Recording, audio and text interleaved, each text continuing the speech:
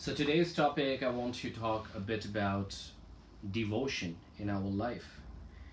And when we think about devotion being one sole entity, what is the first thing which we think of? Like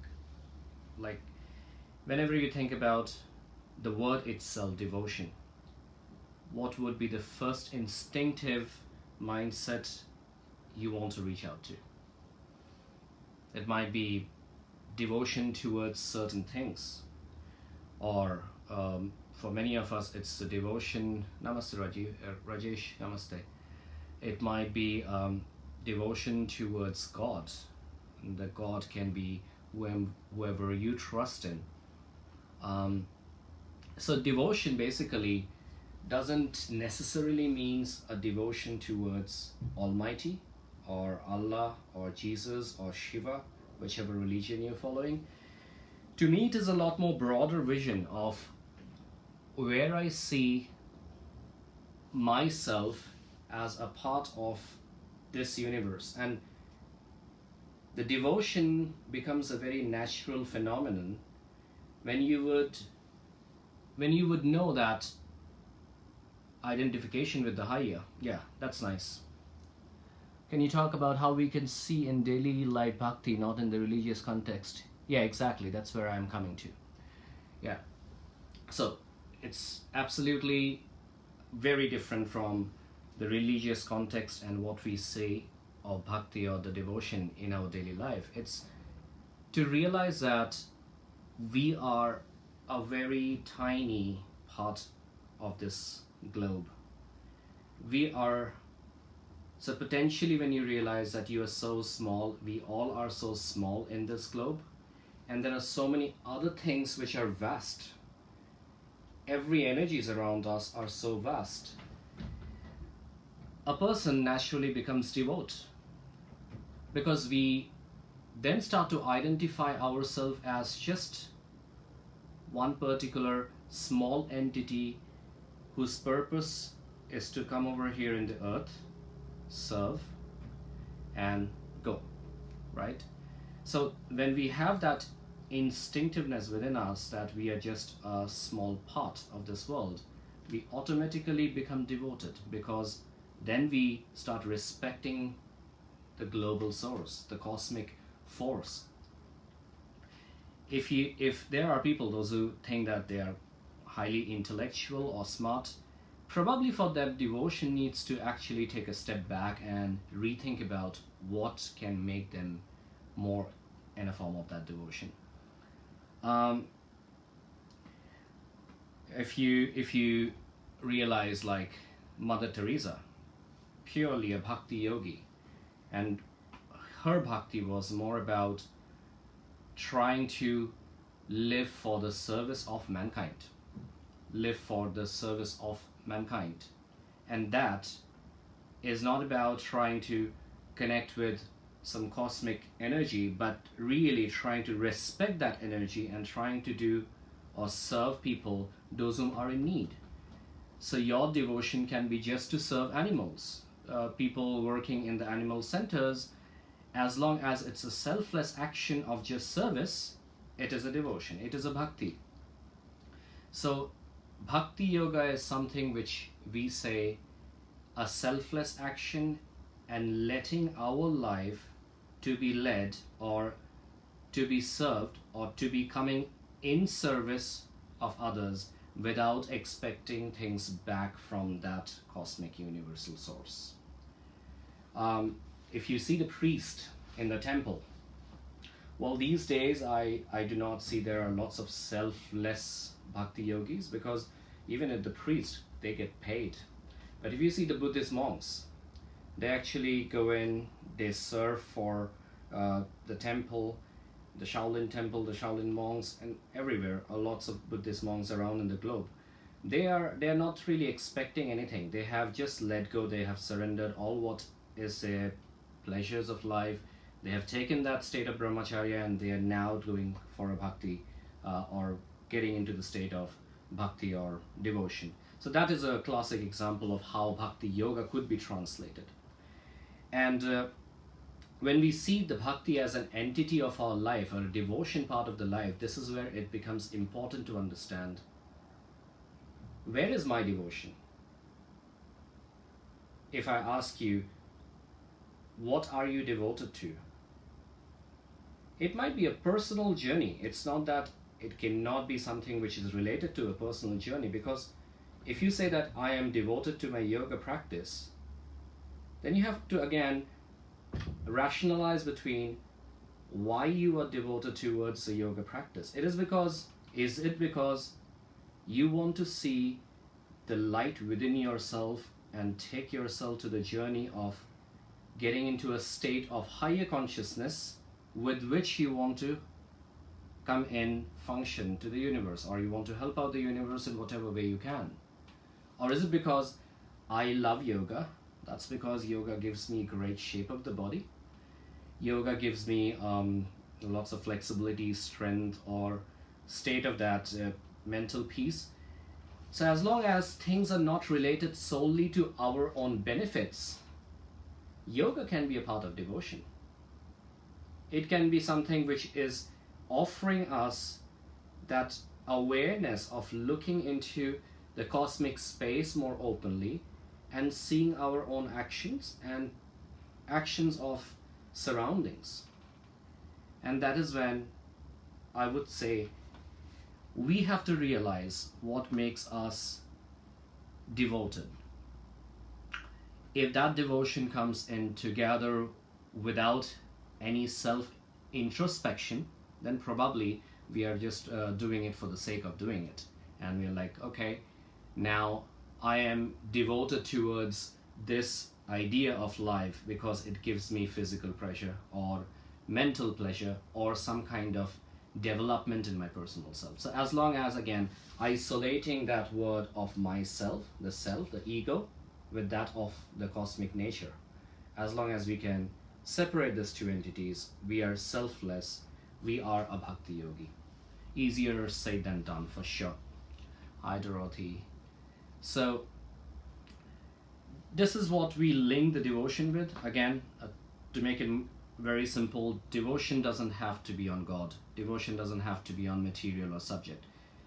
When we understand that our devotion is helping us to know more about our own self, it can be through yoga, it can be through reading, it can be through any kind of spiritual practice, and that helps us to make us aware that my function in this life is to try and do something for the humanity, watching our selfless condition, rather than trying to think that I like this, I am devoted to this, and this is bhakti yoga for me because I like it, right? Again, that I-ness is coming inside, that aham or myself or that ego is coming inside. So as long as we are able to separate that entity of I-ness with the universal consciousness, we are following the road of bhakti yoga. So that's basically a small phrase of how I see bhakti yoga, and definitely different from the context of on religious note. And now I look back at my past and I see that I used to pray many hours back then. I used to pray literally like more than an hour. Like I did not know what is meditation. We were purely focusing on asana practices, and we didn't really have much of understanding about why we are doing that. But that's something which I enjoyed, and I won't be saying that I was devoted to it, but it was more of a discipline. Can you share how teachers can caution students and themselves from misinterpreting bhakti as unhealthy guru worship? Oh, that's, maybe we can take that topic another day, Marcus. It's going to take some time, that one. Okay, so maybe another day. Okay, so going back, I didn't know what was meditation about back then. And the reason I used to pray was because I was taught to do so. I was taught by generations, my parents, their parents, they used to all pray. And in the prayers, we were said, try to ask God to give you this. Try to ask God to take poverty away from you. Try to ask God to give you a more intellect. Try to ask God to give you, it's all materialistic thing basically. And when we are focusing on the materialistic thing, we are mainly not meditating. That's not bhakti, that's not devotion. That is what we want for our own self. And now when I see things back, I do not pray. Now I do not pray not because I do not believe, because I believe that my prayer is in my meditation. Because my prayer is to see my own self more with clarity. If I'm able to do that, I would be able to distinctly stay in connection with whichever God I believe in or trust. So for me, when I meditate or when I'm trying to isolate myself off from the world, it's to try and see my own inner self, my deeper self, the light within me, trying to help me to retrospect on what am I supposed to do in this world? What is my role? What is my role? And yeah, there is a kind of fine balance in between what we do and what is right? Like if you say that, fine, if you are saying so, probably when you're teaching yoga, you should do it selflessly, and that would mean that you might not be actually charging any money at all. And yes, why not? I mean, that is where the balance comes in, right? If there is somebody who is not able to pay but yet willing to learn, why not? There are lots of people those who wants to meet up with me, discuss about the things. I want to have some suggestions from you, and I'm always available for them. That's not being charged. I believe that this is my responsibility as a yoga teacher. And there is, again, that line is also for the survival, the fittest for the survival. When I want to survive, I have got to have some level of financial stability. So again, try to fine tune that line on your own dharma, I would say, as maybe a yoga teacher or maybe a person in this world. If you're not practicing yoga, and yoga practice doesn't necessarily means that you need to be able to do it on a mat. Anyone who is able to connect with their inner self in whichever methods it works for them, they are doing the practice right way. That's exactly why we say that yoga is the inner union. It's not the physical body's union. So do not think that if you are not on your yoga mat, you're not doing yoga practice. A person who is aware of his or her action is a much better yogi who have never done even one single asana practice in their entire life. Again, I repeat, a person who is aware of their actions and their own self and their surrounding with clarity of mind, have never done any asanas, is a lot more advanced yogi than a person who can do great yoga poses. So when we understand this, we understand that it is just a beginning to try and see how your physical body builds the inner transformation to connect into the mind, and that is the entire reason of why we do the asanas. And maybe after a certain period of time, if that dimension is not being turned towards the right platform, sooner or later the body comes to a complete stillness. There isn't much physical improvement which carries on after that, and that's when boredom starts to creep in, because now I have mastered many poses. I've done everything. I can do lots of great handstand, back bends, and leg overheads and whatnot. And what's next? Each of these things makes us happy, and these happiness are temporary. And when we realize that it's just a temporary happiness, it shall pass by. Think about this. 20 years from now, where do you want your practice to be? Where do you see your practice? Ask yourself. 20 years from now, do you still see yourself doing all these crazy postures? Well, if you can maintain it, nothing wrong about it, great. But 20 years from now, unless you are 20 years old now, and then you would be 40 back then.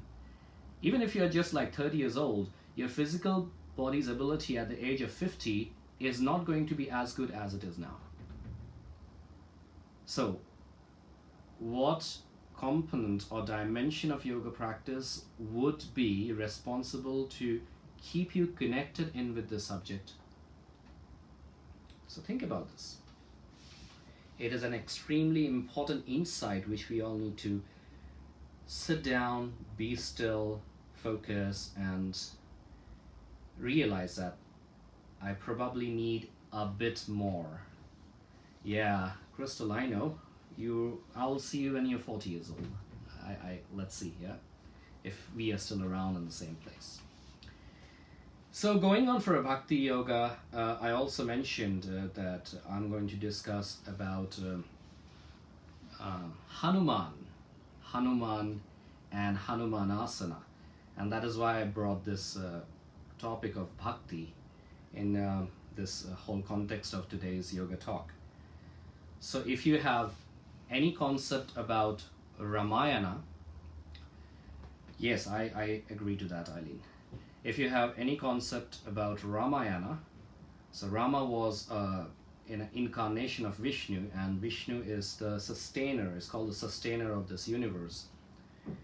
And whenever there is social unrest, Vishnu is going to take an incarnation of a god, and then he will come in for the protection. So Krishna is also one of the incarnation of Vishnu, and so was Rama. And Hanuman was a great devotee of Rama. He was a true devotee of Rama. He used to be with Rama every single moment, and he used to chant Rama's name every single moment. So going a little bit back to Hanuman's history, Hanuman was the son of the god of wind. Okay, god of wind was called Vayu. So he had a power to hold the wind. He had a power to fly through the wind. So he was Hanuman's mother name is same as my mother's name, Anjana, and Hanuman's name was Anjaneya, means from Anjana.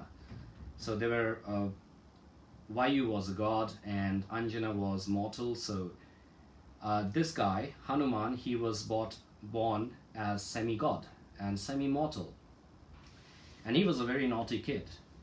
So one day what happened, he used to love eating mangoes. No, I think it was orange, not mango. Yeah, it was orange. He used to love eating orange. So he saw sun on top. And he, because he is sun, S-O-N, son of the wind's god, he can fly. And he didn't know how much is his potential, how strong he was, how powerful he was as a kid. So he took a giant leap and he moved towards the sun, thinking that that's an orange. I want to just go and grab that orange and eat it. And then sun god or Surya, he saw this and he said that, oh, this boy, who is this? Why is he coming into me? He got that as a threat. So he put on a thunder, a lightning bolt onto Hanuman, and that struck into his jaw and he dropped dead. So when Vayu, the god of wind, come to know about this, he stopped the entire air.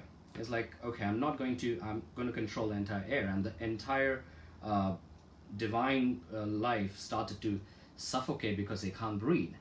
And then there were other gods who pleaded that, hey, can you just give it back to us? He said that no, until Surya or sun god revives my son back, I'm not going to do that. So they came into an agreement saying that, all right, this boy would be revived, but he would be cursed. Surya said he would be cursed by a short-term memory.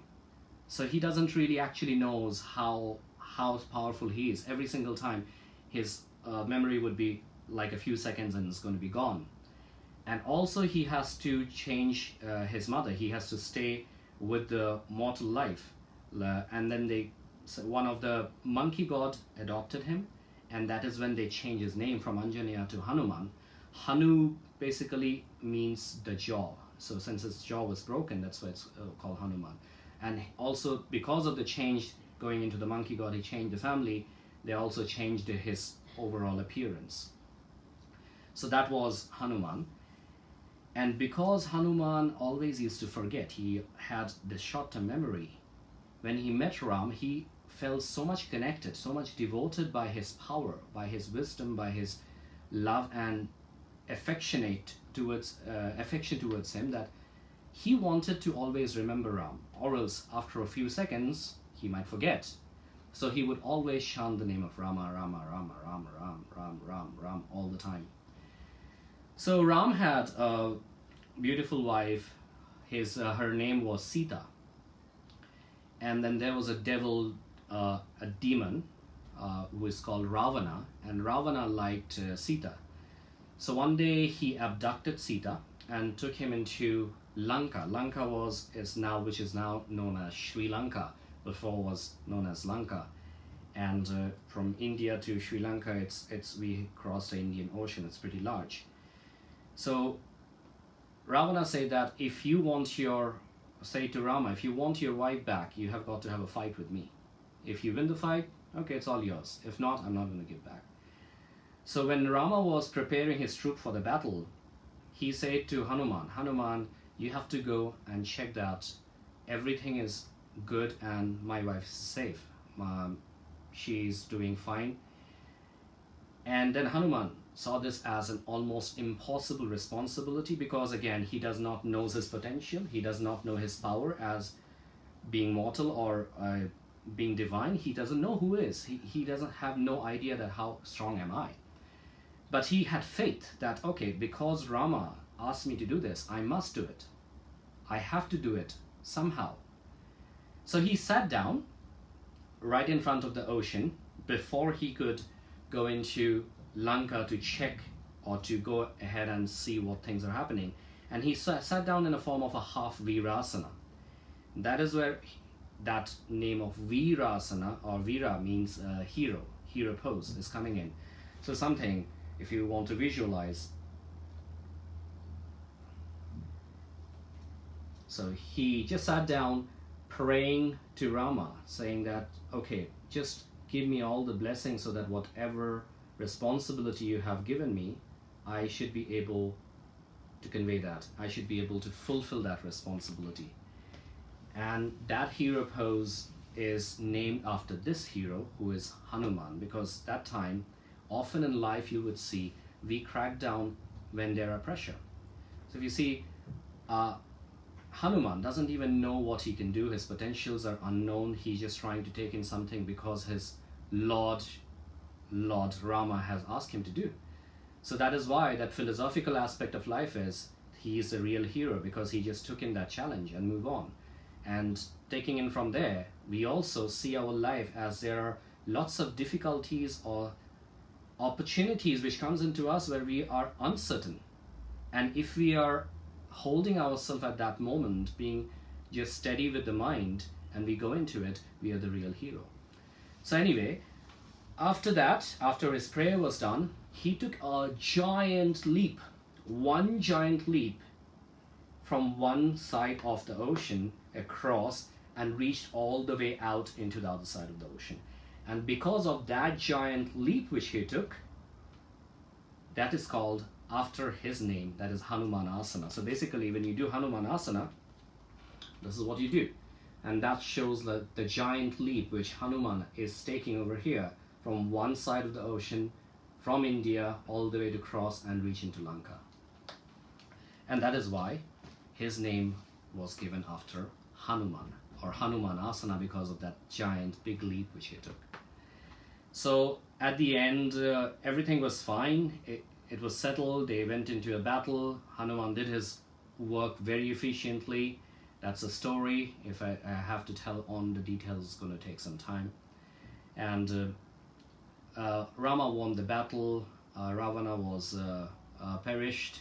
And after that, one last incident, that if you see Hanuman's pictures, you would always see that he's opening up his chest with the name of Rama inside. And that comes in from this short story, that after they won the war, the battle, then Hanuman was given a golden bracelet with lots of gems studded. Hanuman checked that, and he bite it. he bit it and he broke it and he checked. And both Sita and Rama were very surprised on that. Like, what happened? Why did you break? Is it why you're so annoyed with the gift I gave you? Are you not happy? And he said that my whole life is all for you. Anything which you're giving to me makes not much sense to me if you are not here. So I was expecting your name to be engraved over here, because I want to chant your name all the time when I look at this. And if you know that I have been chanting your name every single moment, every single cells of my body has got your name written on it. And that's when he tear off his chest and he could see Rama's name was written over there. So if you Google in Hanuman, you will see a couple of pictures which also shows that the chest is being torn and the name of Rama is written over there. So yeah, that was the story about a short talk about bhakti, devotion, and how Hanuman was devoted towards Rama, and where the Anjaneyasana we also call, right? Anjaneyasana basically comes from the name of Anjaneya, because Anjaneya means son of Anjana, who is also Hanuman. So basically they're same thing, but since it's more of a shorter stance physically, and that was the name of Hanuman when he was smaller, he was younger, so that's why it's a shorter stance. It's just kind of related in that way from Hanuman into Anjaneya. And then Virasana, the hero who took in the responsibility to go forwards and work towards the next level of what he thought was potentially impossible, and he still won the battle. And of course the Hanuman, because of his giant leap.